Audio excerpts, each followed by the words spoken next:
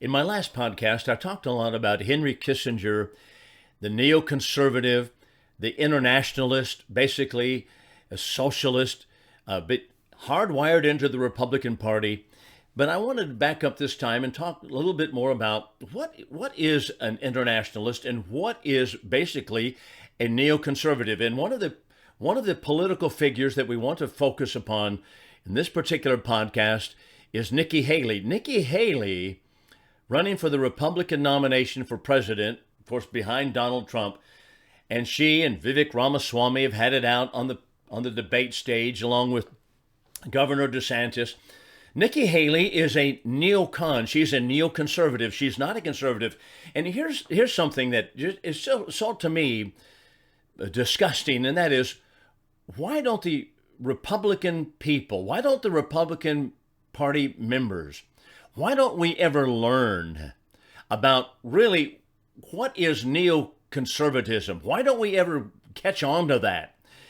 So Nikki Haley is a neocon. She's an internationalist, and that is absolutely antagonistic, undermining to the United States Constitution is exactly what it is. So there's not a war that Nikki Haley doesn't like. She's a warmonger. She wants to be at war everywhere around the globe.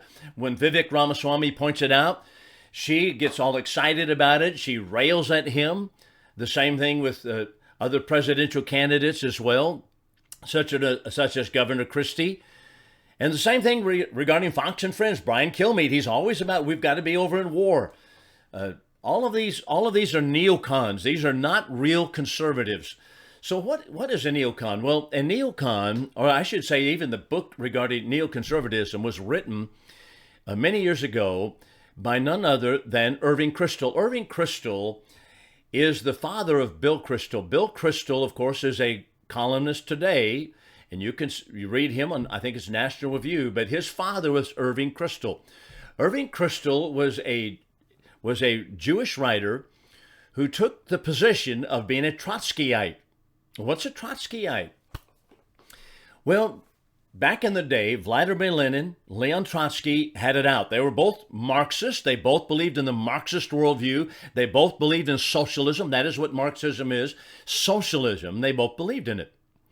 But Leon Trotsky came to the position where he did not want to go along with the head-cracking schemes of Vladimir Lenin. So Leon Trotsky had a falling out with Lenin on this issue, and he escaped himself to Mexico to escape the wrath of Vladimir Lenin.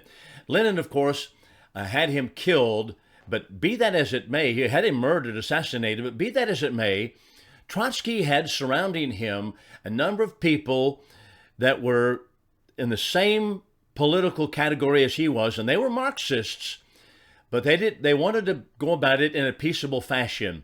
And those are the people, or the background for the neoconservatives. That is exactly what Irving Kristol tells us in his book. He says, we accepted the New Deal of FDR. What is the New Deal of FDR? Well, it's Marxism. It is socialism. It is government intervention, which is completely anti-constitutional.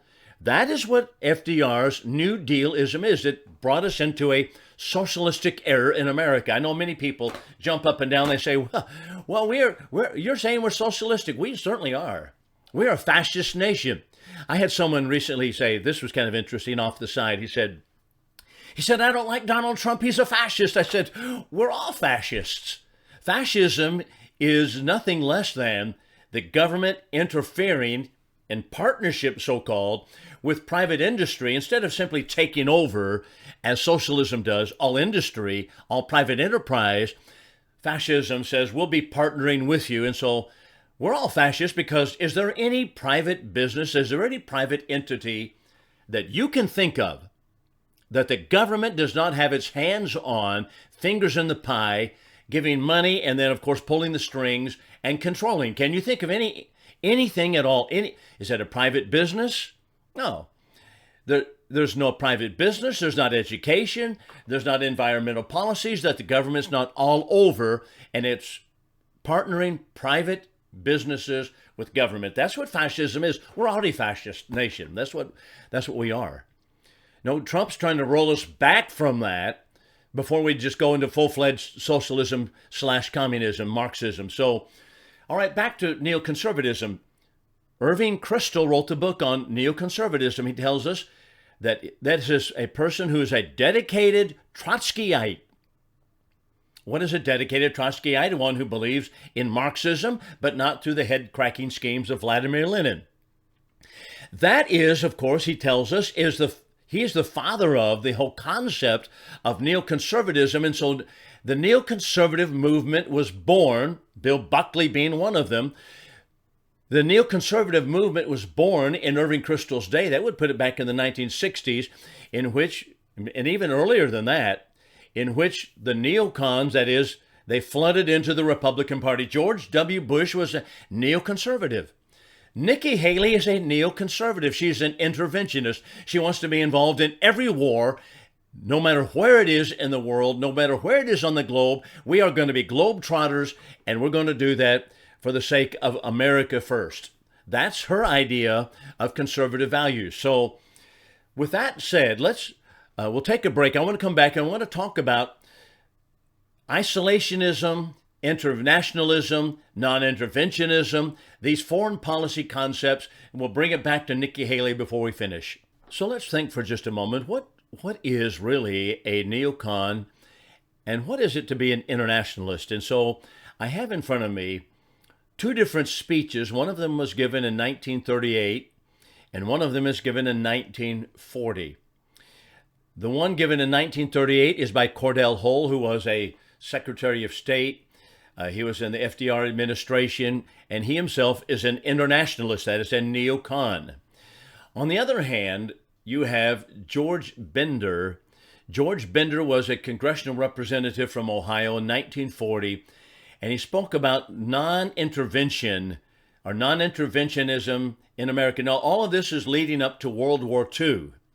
And FDR wanted very badly to get us into World War II, and they were pushing for it. And that brought about debates on the congressional floor regarding whether we should be involved in foreign wars on a continual basis. And so World War I is concluded, but there are many people in America said, we need to stay out of Europe's problems, just as George Washington had to say. So let's pick up. First of all, we'll talk about George Bender. And this is interesting because when I found this speech, it was labeled as isolationism. That tells you right away that this was actually put together by people who are internationalists, because that is the bogeyman isolationist. That is to say that, okay, everybody who doesn't want to be involved in foreign wars on a continual basis with blood, treasure, and money from America, then you are an isolationist. You want to live in your own bubble. You don't want to be involved in anywhere in the world. You want to close out the world. That absolutely, of course, is a crock. That's a ridiculous statement. It's a ridiculous characterization, and it's pushed by people like Mark Levin all the time. But I tell you what, there's no such thing. It's non-interventionism. We don't want to be intervening ourselves in every war with foreign money or with our money into foreign nations, foreign wars all the time. And so let's talk about what George Bender had to say regarding it. He's a congressional representative from Ohio, remember 1940. And he says it this way. I'm going to read some of his statements. We'll stop and talk about some of them. Then we'll look at the other that I mentioned. If they were challenged to name one basic doctrine of America's foreign policy, Bender tells us, most Americans would agree without hesitancy that our main principle is an absolute determination to keep Europe out of America and America out of Europe. Now that, of course, is anathema to the Barack Obamas of the world and many people in the Republican Party, such as Nikki Haley. They don't want that at all. They want our fingers in the pot of Europe. They want Europe in America, America in Europe, and they want to be entangled all the time. George Bender went on to say, since the time when George Washington expressed this fundamental concept, we have had ample opportunity to recognize this wisdom. With his warning that our national destiny was completely divorced from the fate of European nations as the cornerstone of our foreign relations, that's our foreign policy, we have steered a safe course through the stormy currents of European affairs. Whenever we have chosen to ignore this advice, we've had good cause to regret it. Whenever we have followed it carefully, the United States has been the gainer. Now, does that still hold true? This was spoken in 1940. Absolutely, that holds true. Do you know that we have been at war with North Korea ever since I have been alive? I was born in 1958, and every single year we are at war with North Korea. We're funneling millions of dollars into the 38th parallel in order to guard that, because we're technically at war. It's only been a temporary truce with North Korea. So we're still at war with North Korea. We are involved in Vietnam. We lost the war. Does people think, and should not people think, well, maybe we started losing wars when internationalism took over, this interventionism all the time. And that's what happened. So he's exactly right when he points out, he says, when we follow the advice of George Washington, let Europe be in Europe, do their own thing, and let America do its own thing, then we've been the gainer. But when we get intermeddled in all of their affairs, not only are we losing ourselves financially, but we're losing so many American servicemen, so many patriots, and we're losing really our form of government as well. So George Bender goes on to say the dangers of American participation in another war, and he's talking about World War II, must be ignored because, of course, the chains were already rattling in 1940 for us to get involved in the European conflict with Adolf Hitler and so forth. This was before people realized what was going on pertaining to the extermination of the Jews in Nazi Germany. But nevertheless, there were many people beating the war drums in America. FDR was one of them, and he manipulated us into the war, as everybody knows. Every consideration, Bender goes on to say, and self-interest, wisdom, and the need for strong moral influence towards peace makes it imperative that the United States keep out of this war. Precisely as we express our dislike of dictatorship everywhere without seeking to crush it through armed force, so must Americans view dictatorship in Germany. In other words, let me stop here and add this. Are we against dictatorships? Absolutely. Except, of course, our own dictator, that is Joe Biden, who's going to tell you what kind of refrigerator to have and what kind of air conditioner to have and what kind of car to drive. That's dictatorship. Of course, that was the day when we could talk about dictatorship, but be that as it may, that's another subject for another day. We're against dictatorships, but the point that Bender's making is that doesn't mean we go over there and try to crush dictatorships and say, you got to get out and we're going to put a form of government that is a democracy, a republic here. No. Then he goes on to say, are we to force a democracy on the German people? Is that our goal? Is that what our business is? That's what George W. Bush was all about. We're going to put democracy in Iraq. How did that work out? Didn't work, did it? In far-off Russia, he continues, Asia, Siam, India, human liberties are also denied. We do not rush in to liberate those who are oppressed. We do not brand their taskmasters as aggressors. We dislike what we see, but we refuse to rush in where angels fear to tread. We Americans must not deceive ourselves into a mistaken belief that it is our role in world history to bring about peace and harmony through the use of the sword. Our task is to demonstrate by example that the program of democracy can work effectively, that is, set the example to other nations. So continuing, and finally, he makes the statement, yet the demand is rising from those who refuse to learn. Now is the time, they tell us, to intervene. Now we can walk into Europe to strike a decisive blow for human freedom. We must crush the Germanic monster to keep the world safe for democracy. That's, of course, what they're saying. So are the words of George Bender. He goes on and finishes, the words sound all too familiar. They were the slogan of the last war. Are we to be dragged into foreign lands again on the basis of 1917? Are we to shed the blood of our youth on foreign battlefields once more to restore a chaotic continent? And by the way, will that ever be done? Our political history represents a determination to turn our back upon the European technique of government and the European approach to the solution of world problems. We believe in conference. Europe believes in conflict. We believe in settling disputes by discussion. Europe believes in armament. And that's George Bender's statement. Now, did you read anything in there or hear anything in that read about being isolated, about separating ourselves from the world in the sense that we have no trade, that we have nothing to do with, that we have no commerce with any part of the world, that we act like we're the only ones in the world? No, it simply tells us don't be involved in foreign entanglements. And that's George Bender's position. That's my position as well. That was George Washington's position. But that's not good enough for the neocons today who flood into the Republican Party, such as the Governor Christie's and Nikki Haley's. We'll come back in just a moment. We'll go now to Secretary of State Cordell Hull. He was the Secretary of State for FDR, 1938, and we're going to listen to what he has to say on the other side of the issue. Back in a moment. We talked about non-interventionism, which is really my position. And we talked about it from the standpoint of what George Bender, Congressman, had to say in 1940. But now we're turning attention to looking at that which has really won the day and that which really most of our country goes by today, and that is internationalism.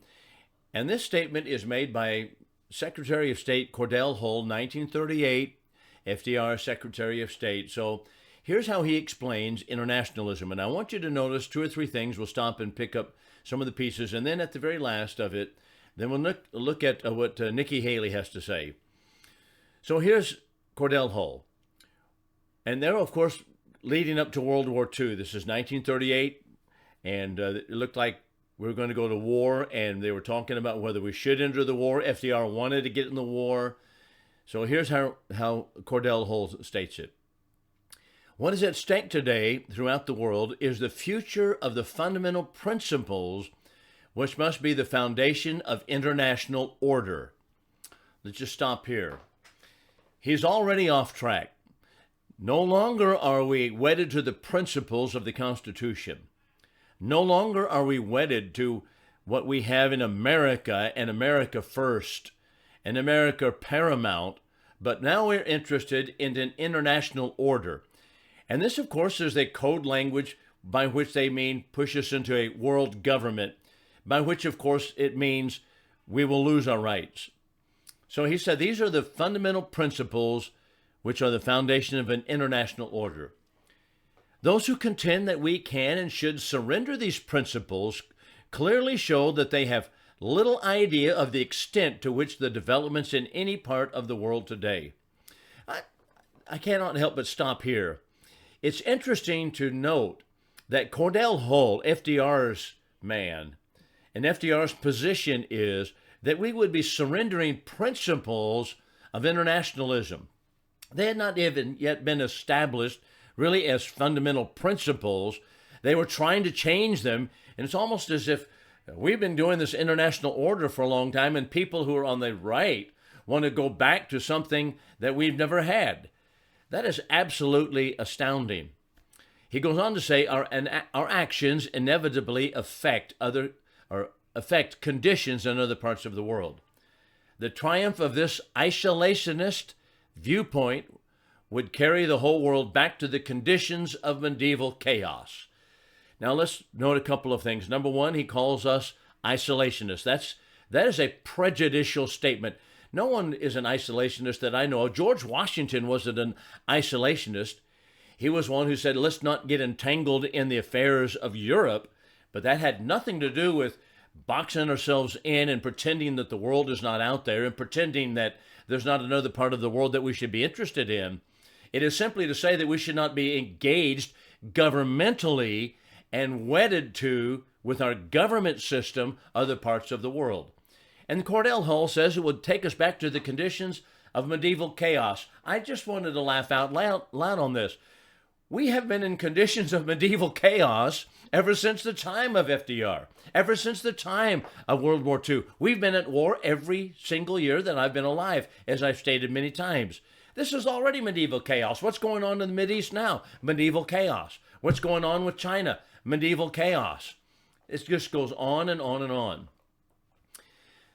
Hull continues, such is the fate to which extreme isolationists, and there he goes again, all those who say that under no circumstances should we insist upon any rights beyond our own territorial waters would commit this country and the world. Now let me say something about this. Insist upon the rights beyond our own territorial waters. I don't deny that people on the other side have rights. I don't deny that all human beings have rights before God. That's not the issue, whether or not I believe they have rights over there and over in Africa, on that continent, or the continent of Europe, or the continent of Asia. The issue is not whether I believe they have rights. The issue is whether I'm going to construct a government to enforce those rights on their territory. That's the issue. And so it's not about whether I deny or will confess the rights of other people. Cordell Hull, however, goes on to say the momentous question is whether the doctrine of force shall become enthroned once more and bring in its wake international disorder and return to barbarism. Once again, we're still here. And as a matter of fact, the international disorder has always been. By having a global government, you don't stop international disorder. All you do is enthrone it and put barbarism on the seat of dictatorship. That's all you do.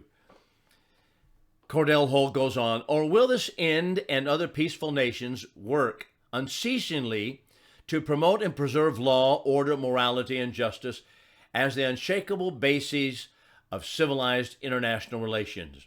We might turn our backs on the whole problem and decline and responsibility and labor of contributing to its solution. But let us have no illusion as to what course of action would involve, course of action would involve for us as a nation.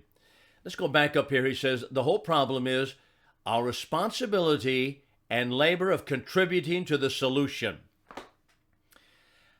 The main issue with the founders was, let's have a country in which we can control a small nation, that is a small government, I should say, that we might be able to control the governing powers, because people lose their rights by big government. And where in the world does Cordell Hull get the idea that it's our responsibility and labor, and he, of course, is referring to our financial contribution, contributing to the solution overseas? That is international socialism. That's all that it is. He tells us this would be a voluntary abandonment of some of the most important things that have made us a great nation. How so? How so? How would it, that is, not being in an international order, not siphoning off money and sending it overseas, how would that abandon the principles that have made us a great nation? I say that absolutely scuttles the great nation that we have. He goes on, it would mean a slavish retreat before those forces which we have throughout our whole national history constantly opposed. It would mean that our security would be menaced as other nations came to believe that either through fear or unwillingness, we did not intend to protect our national interest abroad.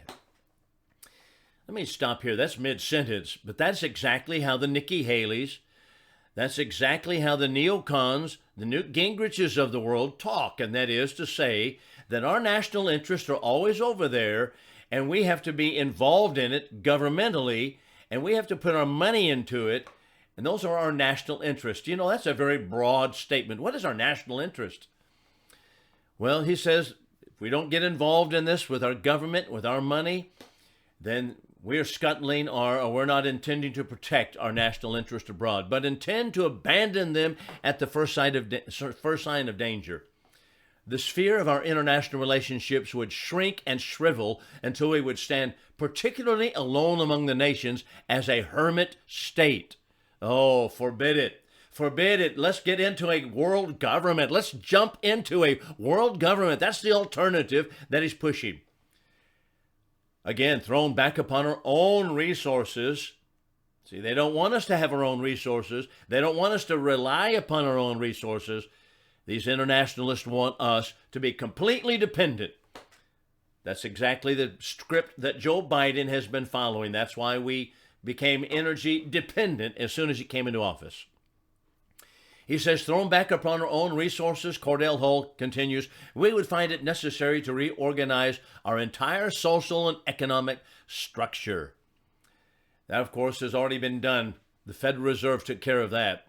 The process would mean less production and higher costs, lower standards of living, economic distress to wage earners and farmers. Note carefully ladies and gentlemen, how the opposite has occurred here. Right now, as we speak, I think today, matter of fact, there was a record set of 12,000 plus illegal immigrants flitting across what used to be our borders. Now, bringing those people in here, bringing that in here, is that going to raise our standard of living? Is it going to raise our economic structure? Is it going to raise our entire social status? No, right here where I live in Wichita Falls, we have a huge underbelly of those who are very poor, who are very unable to climb the social ladder. What happens? Well, businesses that want to come to Wichita Falls really don't want to locate here or relocate here because the poverty level is so high. So the businesses don't locate here, and the ones that are here, they leave because they can't have the clientele that they want. That's exactly what he's pushing. It's the very opposite of what they say. He says the process would mean less production, higher costs, lower standards of living. That is, if we don't allow the world in here. This is the very opposite. And then he goes on to say, and the dole on an ever-increasing scale. That's exactly what's happened. The opposite of what he said by erasing our borders and allowing all of the world to come in here. All of this we would be doing in pursuit of the notion that in so doing we would avoid war. But would these policies give us any assurance? Reason and experience definitely point to the contrary. That's hard to believe. We've been at war continually, and yet he says, we want to avoid war, but the policies of staying over to ourselves, that's going to point to the contrary. It's going to put us in war. Really? The internationalists have had the day ever since the time of Woodrow Wilson, and we have been at war continually. We may seek to withdraw, he finishes, from participation in world affairs, but we cannot thereby withdraw from the world itself. Isolationism is not a means to security. It is a fruitful source of insecurity. Once again, it's not isolationism, it's non-interventionism, and it's not pretending that there's no world out there. It's not to be non-involved in world affairs. It is simply to say we don't want to be involved in continually warfare. It's a warfare state. Welfare and warfare together, and that's what the Republicans and Democrats have brought us. But we're going to see that Nikki Haley is a neocon. We'll come back in just a moment with more about that, because she's exactly right here where FDR was in 1941. Now, I wanted to talk about Nikki Haley for just a moment. A neocon, an internationalist, one who wants global government, global involvement. The Federalist wrote a column actually in February of this year saying that she needs to atone for her long list of foreign policy failures. But here's the deal. These people will never learn from their foreign policy failures. They are committed and addicted to a doctrine. They believe a doctrine. It doesn't matter how many times it fails. It matters not how many times it flops. It matters not how many wars we get into. It matters not how much blood, how much treasure we continue to spend. They continue to go down the same track because they're committed to a particular doctrinaire. Her history of pursuing an interventionist agenda is not going to be easily forgotten, even though many people in the Republican Party today are trying to champion her cause.